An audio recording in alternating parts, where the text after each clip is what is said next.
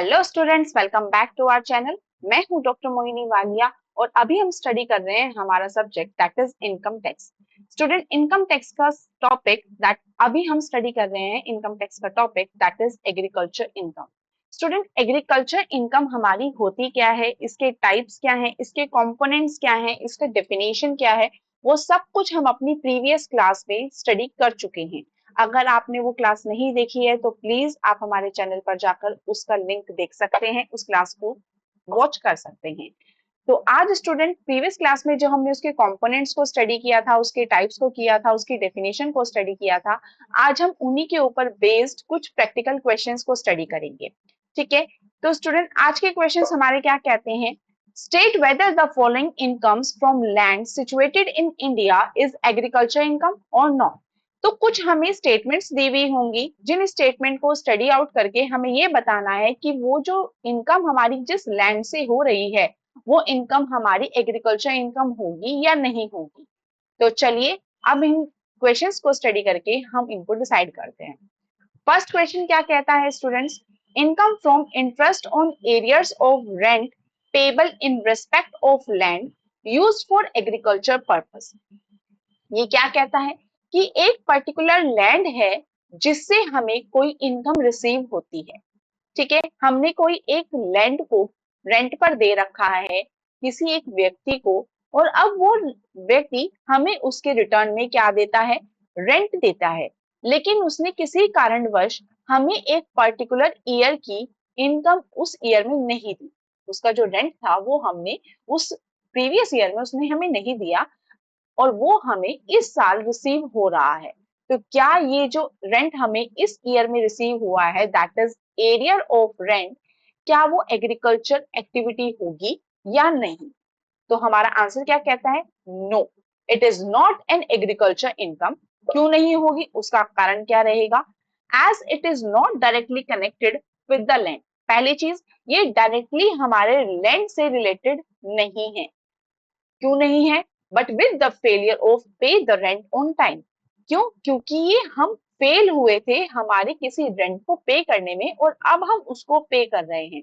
तो it is a failure of rent. क्या होगा, ये हमारा फेलियर ऑफ रेंट होगा, इसी वजह से ये हमारा क्या है, ये हमारा एग्रीकल्चर इनकम नहीं होगा। आई होप आपको ये वाली चीज समझ में आई हो। तो इसका मतलब क्या हो गया कि अगर किसी भी तरीके की आपकी कोई भी एरियर ऑफ इनकम होती है तो वो हमारी एग्रीकल्चर इनकम का पार्ट नहीं होती। तो जिस ईयर में हमारी इनकम अराइज हुई हो उसी ईयर में हम उसको पे करेंगे टू द गवर्नमेंट। ठीक है, नेक्स्ट क्वेश्चन क्या कहता है, income from use of land for grazing of cattle required for agriculture pursuit. पहली चीज तो स्टूडेंट हमें ये जानना होगा कि गेजिंग ऑफ कैटल क्या होता है। कैटल क्या हो गए, हमारे जानवर जो पशु हो गए, गेजिंग मतलब उनको चराना। तो जब ये वाली एक्टिविटी हो गई हमारी कि अगर हमने अपनी लैंड पर किसी भी तरीके के पशुओं को चरने के लिए बोल दिया गया, required for agriculture pursuit. Agriculture pursuit क्या हो गया, कोई भी चीज जो हमारी एग्रीकल्चर एक्टिविटी की होती है, यानी कि एग्रीकल्चर से जुड़ी कोई भी अगर हम एक्टिविटी या किसी भी हम वर्क को अगर कर रहे हैं तो हमारा एग्रीकल्चर परस्यूट के अंडर आता है। ठीक है, तो इसका मतलब क्या हो गया कि ये हमारा लैंड है और इस पे बहुत ज्यादा घास उग गई है। ठीक है, तो उसके लिए हमने क्या किया, यहाँ पर हमने बोल दिया अब इस घास के उगने की वजह से क्या हो रहा है, हम अपनी खेती नहीं कर पा रहे हैं। तो हमने यहाँ पे बोला किसी एक चरवाहे को कि तुम अपनी भेड़ों को लाकर यहाँ छोड़ दो, वो हमारी सारी घास खा लेंगे। ठीक है, और हमने इन रिटर्न क्या करा, उससे हमने यहाँ से इनकम रिसीव हो गई, क्योंकि उस चरवाहे को तो अपनी जानवरों को खाना खिलाने के लिए कुछ ना कुछ जगह चाहिए थी। ठीक है, तो उस चरवाहे से हमने क्या करा, इन रिटर्न हमने अपनी लैंड की घास को खाने के लिए, यानी कि अपनी लैंड को यूज करने के लिए हमने उस चरवाहे से इन रिटर्न कोई इनकम ले ली। तो अब हमें ये देखना है कि वो इनकम हमारी एग्रीकल्चर इनकम होगी या नहीं होगी। होगी, it is an agriculture income. क्यों, क्योंकि ये हमारी एग्रीकल्चर एक्टिविटी कहलाएगी। ठीक है, क्योंकि बहुत सारे लोग ऐसे होते हैं जो अपने पूरे लैंड पर, पूरी एक एग्रीकल्चर फील्ड पर एक पर्टिकुलर एरिया सिर्फ और सिर्फ अपने एनिमल्स को फीड करवाने के लिए रखते हैं। कि वो इस एरिया में आके, जैसे गाय हो गई, भेड़े हो गई, या कोई भी हमारा जानवर हो गया, वो वहां पर आकर घास खा सकता है या कोई भी अपनी एक्टिविटी को परफॉर्म कर सकता है। ठीक है, grazing of cattle required for the agriculture pursuit क्या हो गया, हमारा एग्रीकल्चर इनकम हो गया। नेक्स्ट क्वेश्चन क्या कहता है, income from land, lease of land, it is a lease of land. Student यहाँ पे हम अपनी लैंड को यूज कर रहे थे और यहाँ पर हम अपनी लैंड को क्या कर रहे हैं, लीज पर दे रहे हैं, किराए पर दे रहे हैं, for grazing of cattle required for agriculture pursuit. दोनों ही एक चीज है, बस यहाँ पर क्या है कि हम अपने लैंड के ओनर हो गए और यहाँ पे हमने अपनी लैंड को किसी को किराए पर दे रखा है। ठीक है, तो ये भी हमारी एग्रीकल्चर एक्टिविटी ही होगी। क्यों? क्योंकि ये immaterial whether the SSC use the land for grazing of cattle और gives it on lease off for the purpose. चाहे हम यहाँ पे हमारा एसएससी उसको खुद यूज करे गेजिंग ऑफ कैटल, चाहे उसको किसी और को दे एग्रीकल्चर सॉरी गेजिंग करने के लिए, गेजिंग की पर्पज से। अगर हम जो हमारा एसएससी है, चाहे वो खुद उसको गेज करे, चाहे वो किसी और से गेजिंग करवाए, दोनों ही हमारी एग्रीकल्चर इनकम का पार्ट होगा। चलिए नेक्स्ट देखते हैं। इन नेक्स्ट क्वेश्चन क्या कहता है, income from the sale of forest trees of spontaneous growth on which some operations for their preservation and growth were performed.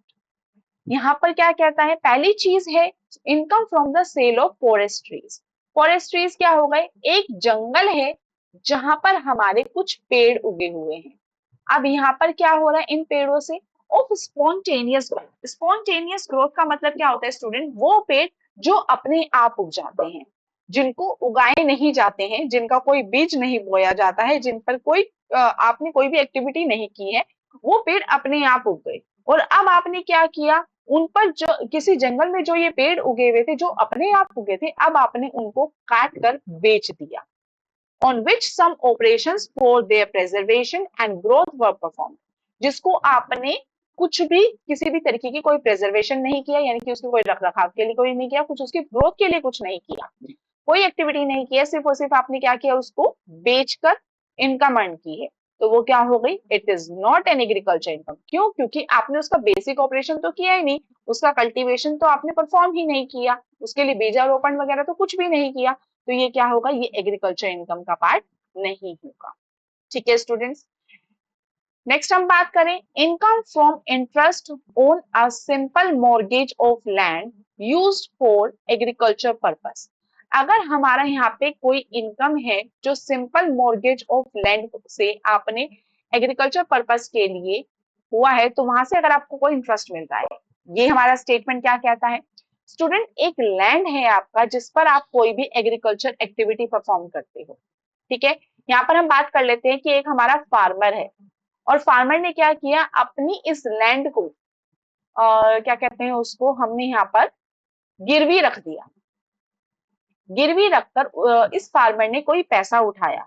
ठीक है, तो ये जो गिरवी रखकर उसने पैसा उठाया, और जिस व्यक्ति से उसने उठाया होगा, सपोज करो हम यहाँ पे एक ही बात कर लेते हैं, फार्मर ने ए से क्या लिया, अपनी लैंड को गिरवी रखकर पैसा उठा लिया। अब ये क्या कर रहा है, ये क्या कर रहा है, ये इंटरेस्ट अर्न कर रहा है उससे। इस फार्मर से क्या चार्ज कर रहा है, वो इंटरेस्ट चार्ज कर रहा है। ठीक है, तो ये जो इंटरेस्ट हमारा लैंडलॉर्ड, जो हमारा ए है, वो क्या करेगा, ये उसकी एग्रीकल्चर इनकम होगी या नहीं होगी, नहीं होगी। क्यों? क्योंकि उस पर एक्टिविटी तो फार्मर कर रहा है ना, ए थोड़ी ना कर रहा है। तो ये क्या है, it is not an agriculture income as it is not derived from the land. क्योंकि ये जो इनकम हो रही है वो उसे लैंड से नहीं हो रही है, कहां से हो रही है, मॉर्टगेटर से हो रही है, और मॉर्टगेटर यहाँ पर कौन है, हमारा फार्मर है। ठीक है, तो इसलिए ये हमारी एग्रीकल्चर इनकम नहीं होगी। नेक्स्ट क्वेश्चन आपका क्या कहता है, national income from a house situated near the agriculture farm.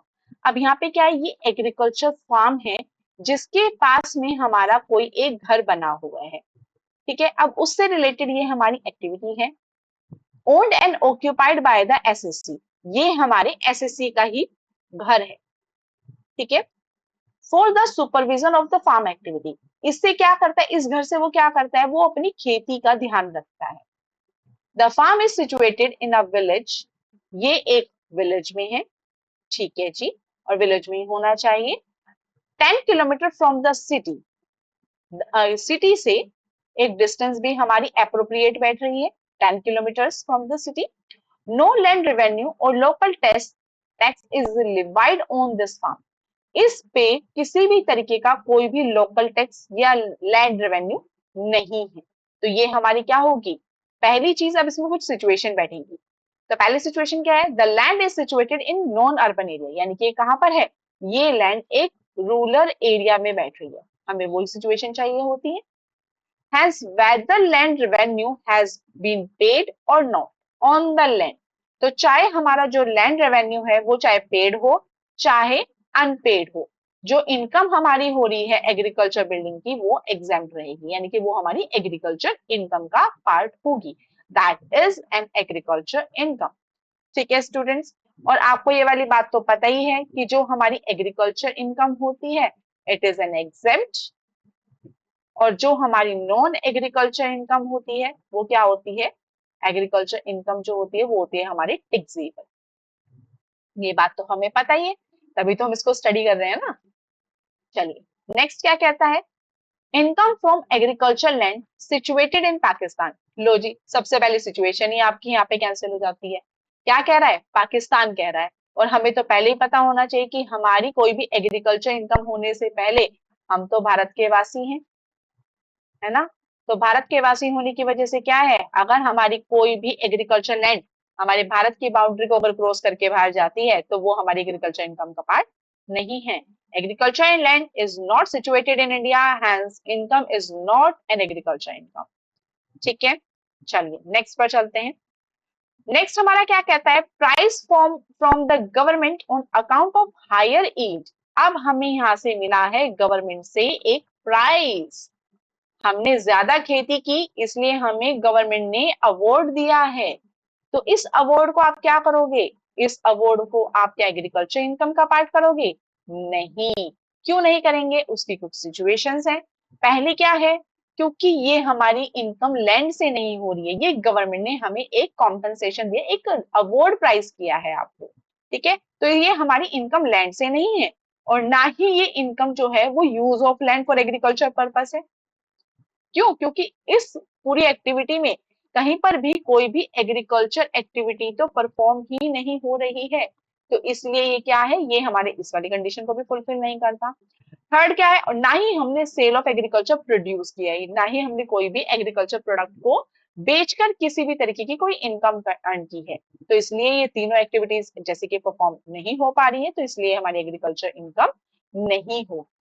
ठीक है, नेक्स्ट क्या कहता है, amount of compensation received from the insurance company. इस चीज को तो थोड़ा सा देखना बनता है स्टूडेंट्स, क्यों, क्योंकि जब गवर्नमेंट हमें अवार्ड दे रही है तो उसपे तो हमें टैक्स पे करना पड़ेगा, और अगर हमें इंश्योरेंस कंपनी दे रही है तो वो हमारी एग्जेम्प्ट हो जाएगी।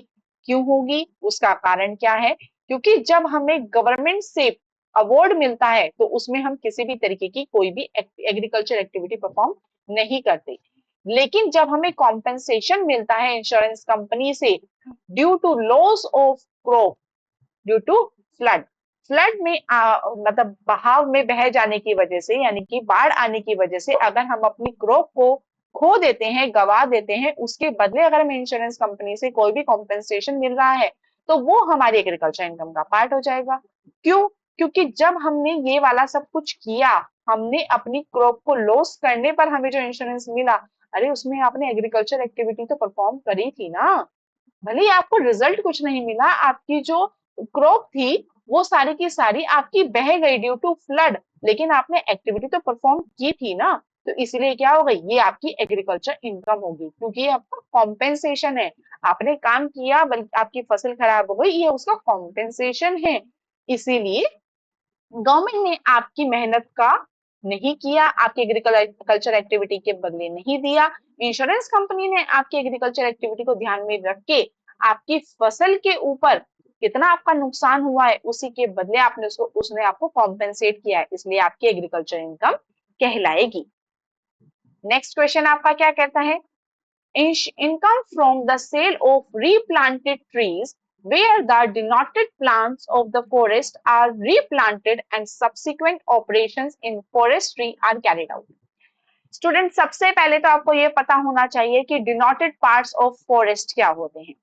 ये एक पूरे जंगल का एरिया है, ठीक है। अब इस जंगल में क्या हो रहा है, जंगल में यहाँ पे कुछ एक पर्टिकुलर एरिया में आपका किसी भी कारणवश यहाँ पर आपके जो पेड़ हैं वो किसी भी तरीके से नष्ट हो गए हैं, ठीक है। इस हिस्से से वो हमारे जो पेड़ हैं वो गायब हो गए हैं, चले गए हैं, कट गए हैं, चाहे वो काट दिए गए हों, चाहे वो किसी भी तरीके से जल गए हों या फिर किसी भी तरह से नष्ट हो गए हों, और ये हिस्सा पूरा का पूरा खाली हो गया हो या फिर बंजर हो गया हो। और यहाँ पे अगर आप अलग तरीके से अपनी किसी भी तरीके की एक्टिविटी को परफॉर्म करते हुए यहाँ पे आपने अगर किसी भी तरीके का फोरेस्टेशन किया, यहाँ पर अगर आपने किसी भी तरीके के पेड़ों को उगाया, ठीक है, अब आपने यहाँ पे क्या किया, प्लांटेशन कर दी, तो ये जो प्लांटेशन करने पर जो आपको इनकम रिसीव हुई है, क्या वो आपकी एग्रीकल्चर इनकम होगी?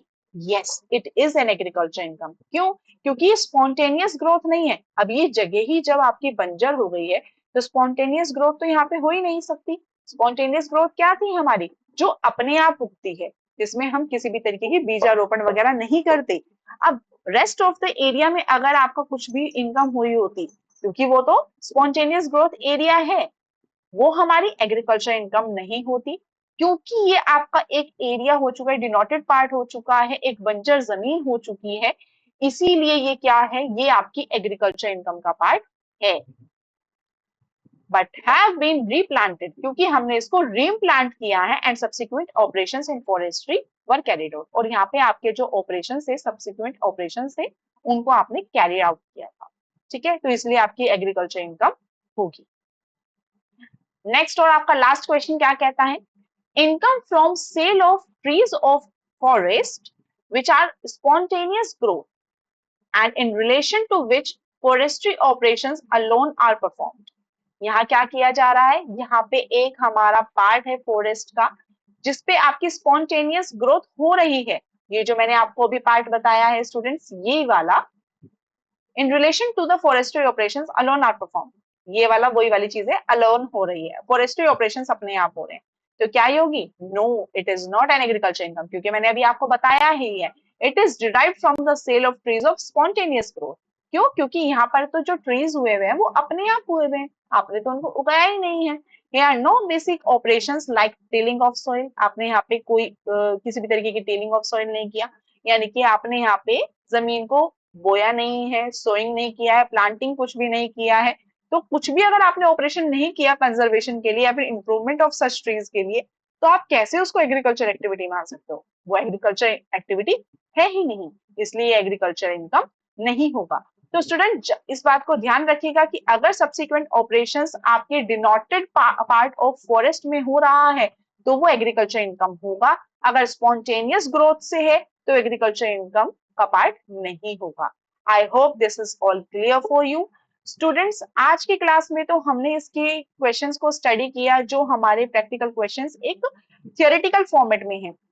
कल हम अपनी नेक्स्ट क्लास में जो क्वेश्चंस को स्टडी करेंगे वो होंगे हमारे प्रैक्टिकल, यानी कि न्यूमेरिकल पार्ट के क्वेश्चंस को हम इसमें स्टडी करेंगे, जिसमें हम जैसे कि बात कर लेते हैं, हाफ पूरी आपकी टोटल इनकम हुई है, हाफ आपकी हो गई एग्रीकल्चर, हाफ हो गई आपकी नॉन एग्रीकल्चर, तो कैसे हम इसमें डिसाइड करें कि ये वाली इनकम एग्रीकल्चर है और ये वाली नॉन एग्रीकल्चर है, यानी कि ये वाली आपकी एग्जेम्प्ट है और ये वाली आपकी टैक्सेबल है।